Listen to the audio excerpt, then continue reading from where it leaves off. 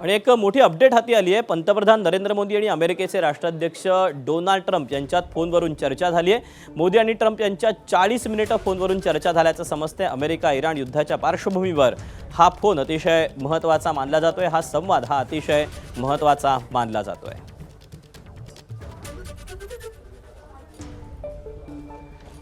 मोदी आणि ट्रम्प यांच्या 40 मिनिटं फोनवरून चर्चा झालेली आहे। दरम्यान या चर्चेचे तपशील अद्याप तरी हाती आलेले नसले तरी एकीकडे युद्ध सुरू आहे। काहीशी युद्ध विराम जरी झालेला असला तरी मात्र अद्याप पूर्णपणे हे युद्ध थांबलेलं नाही। अशातच या दोन बड्या नेत्यांचा फोन झाल्यानं आता स्वाभाविकच उत्सुकता असेल ती म्हणजे या चर्चेच्या तपशिलाची। मुंबई पुन्हा एकदा हादरली। गोरेगावच्या नेस्को सेंटरमध्ये ड्रग्सच्या अतिसेवनामुळे लाईव्ह कॉन्सर्टमध्ये 2 विद्यार्थ्यांचा मृत्यू। आयोजकांसह 4 अटकेत। मुख्य आरोपीपर्यंत पोहोचण्याचं आव्हान।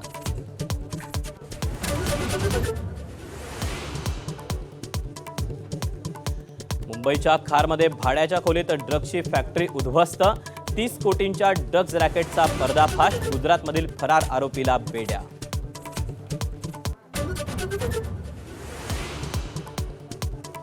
नागपुरात चक्क शॅम्पूच्या बाटलीतून कोकेनची तस्करी। DRIच्या छापेमारीत आरोपी महिलेला बेड्या। 4 कोटी 26 लाखांचं ड्रग्ज जप्त।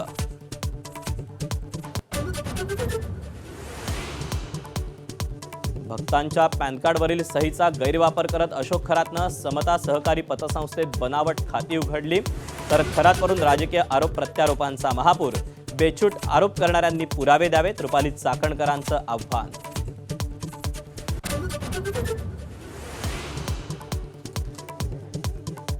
इराणला नमवण्यासाठी अमेरिकेकडून हॉर्मुझच्या नाकेबंदीचा प्लॅन।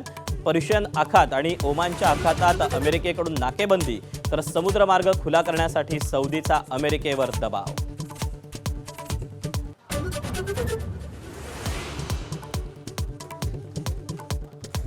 बिहारमध्ये नितीश कुमार पर्व संपुष्टात। भाजपचे सम्राट चौधरी मुख्यमंत्रीपदाची घेणार शपथ।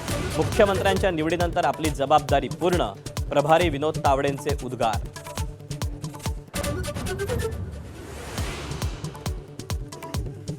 डॉक्टर बाबासाहेब आंबेडकरांना मानवंदना देण्यासाठी चैत्यभूमीवर लोटला भीमसागर।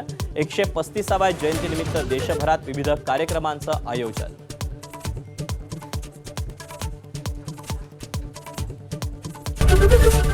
एबीपी माझा, उघडा डोळे बघा नीट।